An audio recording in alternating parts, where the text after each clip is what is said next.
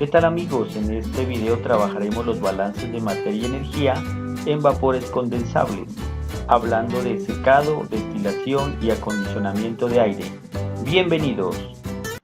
Para trabajar balances de materia y energía con vapores condensables, primero debemos recordar que los procesos incluidos en las operaciones con vapores condensables se encuentran entre los más antiguos y simples conocidos por el hombre, como los de secado, destilación y enfriamiento de agua.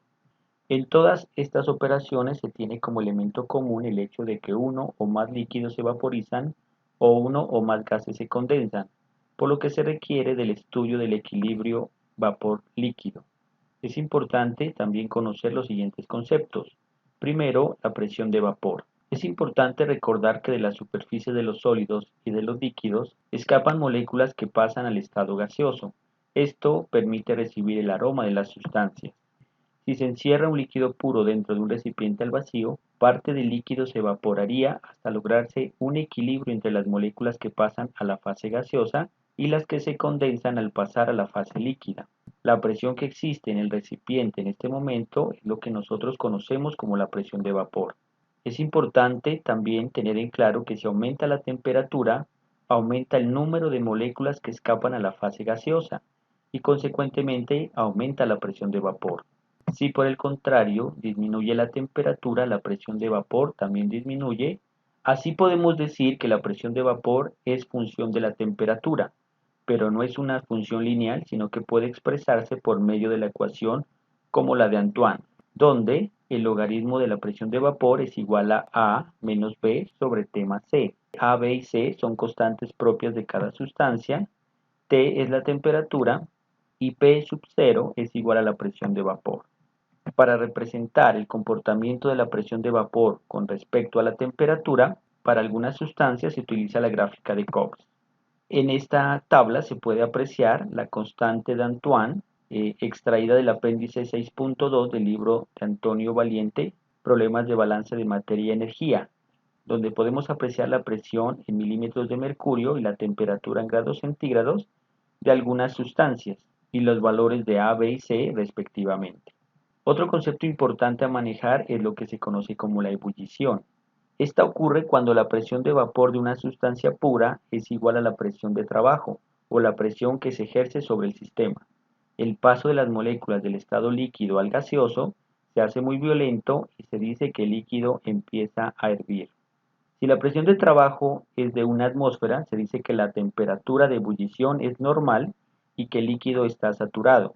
Todo líquido por debajo de su temperatura de ebullición recibe el nombre de líquido subenfriado. Y podemos decir también que la ebullición a presión constante se efectúa también a temperatura constante. El tercer concepto importante es la condensación. Si a los vapores de una sustancia pura se le extrae calor a presión constante, llegará un punto en el que se formará la primera gota de condensado. La temperatura a la cual se produce este fenómeno recibe el nombre de temperatura de condensación o temperatura de rocío. Un vapor que está a su temperatura de condensación recibe el nombre de vapor saturado y un vapor por arriba de esta temperatura se puede decir que está sobrecalentado. Para una sustancia pura, la temperatura de condensación será igual a la de ebullición para una presión dada. El cuarto concepto importante es la mezcla de líquidos. Si tenemos una mezcla de líquidos inmiscibles, cada uno de ellos ejercerá su presión de vapor como si el otro no existiera. Por ello, la temperatura de ebullición de dichas mezclas se alcanza cuando la presión de trabajo será igual a la suma de las presiones de vapor de la sustancia, en este caso A, y la sustancia B, donde PT, como dijimos, es la presión de trabajo y PA sub 0 y PB sub 0 serían las presiones de vapor del líquido A y del líquido B. La temperatura de ebullición será siempre inferior a la de cualquiera de los componentes puros, razón por la cual se suele utilizar un método llamado destilación con vapor para destilar sustancias de alto peso molecular y que pudieran descomponerse si se llevaran a su temperatura de ebullición. En el equilibrio, las presiones parciales de los vapores deberían ser igual a la del líquido. Por lo tanto, yo puedo decir que la presión parcial de A en el vapor sería igual a la presión parcial de A en su versión líquida. En mezcla de gases ideales, puedo decir que la presión parcial de A en su versión vapor sería igual a la presión de trabajo por la fracción molar de A, el vapor.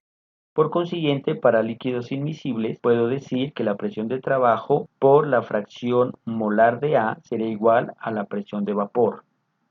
Por el contrario, si estamos trabajando con una mezcla ideal de líquidos miscibles, esta seguirá el comportamiento predicho por la ley de Raoult, por lo que si se tiene dos líquidos, en este caso A y B, podemos decir que la presión de trabajo sería igual a multiplicar la presión de vapor de cada sustancia por su fracción molar. En esta fórmula diremos que X barra A y X barra B sería igual a fracciones molares de los líquidos A y B. Cuando la presión ejercida por la mezcla sea igual a la presión total, este líquido hervirá. En este momento, si se establece el equilibrio, podemos decir que la presión parcial de A en gas sería igual a la presión parcial de A en líquido. Y la presión de trabajo por su fracción molar de A será igual a la presión de vapor por la fracción molar de A. La última ecuación permite predecir la composición de un vapor Y barra A que está en equilibrio con un líquido de composición X barra A en base a la presión y a la temperatura. Una mezcla de vapores al enfriarse a presión constante llegará a una temperatura en la cual se formará la primera gota de condensado. Esta temperatura recibe el nombre de temperatura de rocío y se calcula por medio de la siguiente expresión. Este punto se puede obtener por medio de tanteos. La primera gota formada tendrá la composición dada por la fórmula que ustedes pueden apreciar en nuestra pantalla. Un quinto concepto importante es el equilibrio entre un líquido y un gas insoluble en un líquido. Es importante considerar este concepto ya que muchas operaciones unitarias necesitan del manejo apropiado de las mezclas de vapores condensables con gases incondensables. El ejemplo más común de esta mezcla es el del vapor de agua con aire. Si se pone agua en contacto con aire, se producirá la difusión del agua en el aire, saturándolo cuando el espacio es limitado. Cuando el aire se satura, se establece el equilibrio. En este momento, el número de moléculas de agua que se evaporan es igual a las que se están condensando o que se condensan. Por lo tanto, existe un límite en la cantidad de agua que puede pasar al aire. En el equilibrio, podemos decir que la presión parcial sería igual a la presión de trabajo por Y sub barra A, que sería lo mismo que decir que la presión parcial de A dividido entre la presión parcial del gas sería igual a decir que la masa molar de A dividido entre la masa molar del gas, o podemos decir que la presión de vapor dividido entre la presión de trabajo menos la presión de vapor. Todas estas fórmulas nos llevan a lo que se conoce como Y sub barra de saturación. Y sub barra de saturación es la humedad molar de saturación medida en kilogramos mol de agua sobre kilogramo mol de aire seco. P barra A será igual a la presión parcial del agua. PA sub 0 es la presión de vapor del agua. P barra G es igual a la presión parcial del aire. M barra A es igual a moles de agua y M barra G es igual a moles de aire. Si el aire tiene menor cantidad de agua que la correspondiente a su saturación, su humedad está dada por la siguiente expresión, donde Y barra sería igual a la presión parcial de A dividido entre la presión total menos la presión parcial de A, medida en kilogramos mol de agua sobre kilogramo mol de aire seco. En las operaciones de aire-agua se recurre también al concepto de humedad absoluta másica dada por la expresión Y es igual a presión parcial de A sobre presión de trabajo menos presión parcial de A por peso molecular del agua dividido entre el peso molecular del aire seco. Otros conceptos que son muy importantes también son la humedad por ciento, cuya fórmula es Y por ciento es igual a Y sobre Y de saturación por 100, humedad relativa que es igual a YR, que es igual a la presión parcial de A dividido entre la presión de vapor por 100. Estas dos humedades se pueden medir con aparatos llamados higrómetros. Otro concepto importante es el concepto de volumen húmedo, que se define como el volumen de la unidad de masa del gas más el volumen de todo el vapor que contenga a la presión y temperatura que se encuentra en el sistema, dada por la siguiente ecuación. De igual manera, debemos conocer lo que es la temperatura de bulbo seco, que es la que se mide con un termómetro común y corriente, la temperatura de bulbo húmedo, que se mide con un termómetro provisto de una mecha humedecida y agitando este en el aire. El aparato que mide al mismo tiempo estas dos humedades, tanto de bulbo húmedo como de bulbo seco, recibe el nombre de sicrómetro. Temperatura de rocío es la temperatura a la cual se condensa la primera gota de vapor de agua. El calor húmedo es la capacidad calorífica que tiene una mezcla de gas más el vapor que lo acompaña. El calor húmedo es igual al Cp del gas más Cp de vapor por Y. En el caso del aire-agua, el calor húmedo sería igual al Cp, en este caso del aire, que es 0,24, más el Cp del vapor de agua, que es 0,46, por Y, medido en kilocalorías sobre kilogramo de aire seco grados centígrados. Si hablamos de la entalpía de una mezcla de aire húmedo, podemos decir que la entalpía es igual al calor húmedo por la diferencia de temperatura, que sería T menos T sub 0, más lambda sub 0 por Y. En esta ecuación, T sub 0 es la temperatura base para calcular las entalpías. Generalmente se la calcula como 0 grados centígrados. Lambda sub 0 es el calor latente de vaporización a la temperatura base. En el caso del aire húmedo, podemos decir que la entalpía es igual a 0,24 más 0,46 por Y por T menos 0 más 596 por Y, cuyas unidades están en kilocalorías sobre kilogramo de aire seco. Es importante considerar que cuando tenemos una mezcla de aire-agua, todas las propiedades se las puede graficar en una carta que se conoce como carta psicométrica. Las cartas psicométricas sirven para conseguir rápidamente las propiedades del aire húmedo a una presión dada. Para cada presión existe una tabla psicométrica. En esta pantalla podemos mirar un ejemplo de una carta psicométrica donde tenemos la humedad absoluta en el eje Y, medida en kilogramos de agua sobre kilogramo de aire seco. Tenemos en el eje X, tenemos la temperatura de bulbo seco y también en estas líneas que están inclinadas se puede medir el volumen húmedo y lógicamente tenemos unas curvas que nos determinan en este caso la humedad relativa. ¿Sí? Tenemos 10, 20, 30, 40, 50, 60, etcétera, etcétera, hasta tener la última curva que es al 100%. En estas líneas que se pueden apreciar acá más inclinadas, podemos medir la entalpía de saturación, medida en kilojulios sobre kilogramo de aire seco.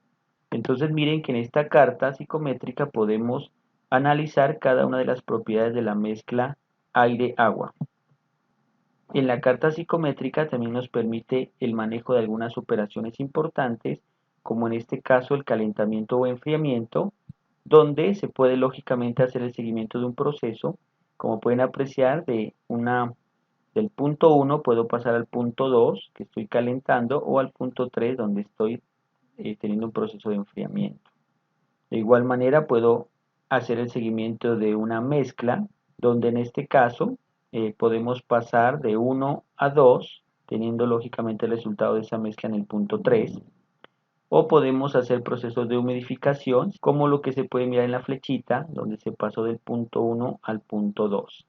Más adelante, en los ejercicios que realicemos, explicaremos un poco más el manejo de carta psicométrica en los ejercicios resueltos. Otro concepto importante es el concepto de destilación, donde es una operación unitaria que consiste en separar líquidos por medio de su diferencia de presión de vapor. La destilación se lleva a cabo proporcionando energía a una mezcla de varios líquidos, evaporándose más fácilmente los que tengan la presión de vapor más alta. A los vapores salientes de los equipos se les debe eliminar el calor latente de evaporación para pasarlos a su fase líquida, que tendrá una mayor proporción de líquidos con la presión de vapor alta que la que tenía el líquido original. Para lograr la destilación se debe proporcionar calor a la mezcla líquida, llevar esta a la temperatura de ebullición y además proporcionar el calor latente para que pase al estado gaseoso. Si hablamos de los balances de materia y energía en el proceso de destilación, podemos considerar lo siguiente. En esta gráfica podemos determinar que A sería en este caso la alimentación que está teniendo ese equipo de destilación, B son los gases salientes del domo, C es el reflujo que es necesario para lograr un buen contacto entre el líquido y el vapor. Tendremos una corriente D que es el destilado, una corriente E que son los líquidos del fondo, tenemos una corriente F que son los gases a la columna, R que es una corriente de residuos y tenemos un condensador y tenemos un rehervidor.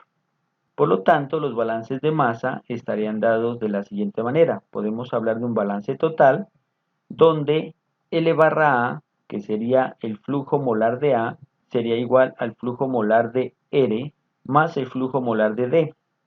Si hablamos del balance en volátiles, podemos decir que el flujo molar de A por su fracción molar de la corriente A en el volátil A sería igual al flujo molar de la corriente R por su fracción molar de la corriente R, lógicamente en el volátil A, más el flujo molar de la corriente D por la fracción molar o de la corriente D en su volátil A.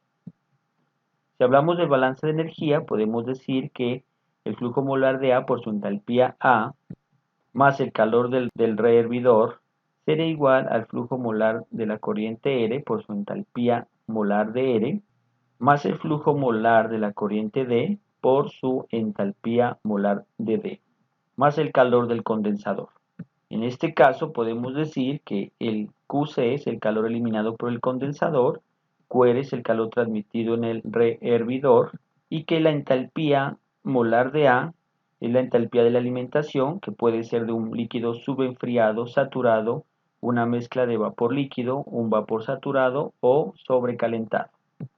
Para una mezcla binaria podemos decir que la entalpía de un líquido saturado está dado por la siguiente expresión y la de un vapor saturado por la siguiente expresión, donde X barra A es igual a la fracción mol del líquido A, Y barra de A es igual a la fracción mol del vapor A, y el Cp barra de La es la capacidad calorífica molar a presión constante del líquido A, y Cp barra Lb es igual a la capacidad calorífica molar a presión constante del líquido B.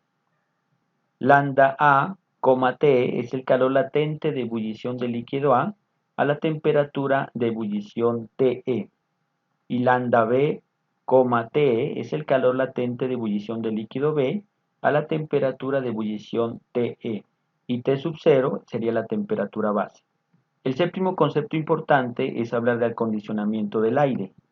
El acondicionamiento de aire tiene por objetivo la obtención de un aire con la humedad y temperatura deseadas para usos específicos como espectáculos, centro de enseñanza, laboratorios, fábricas, oficinas y también acondicionamiento de aire para casas.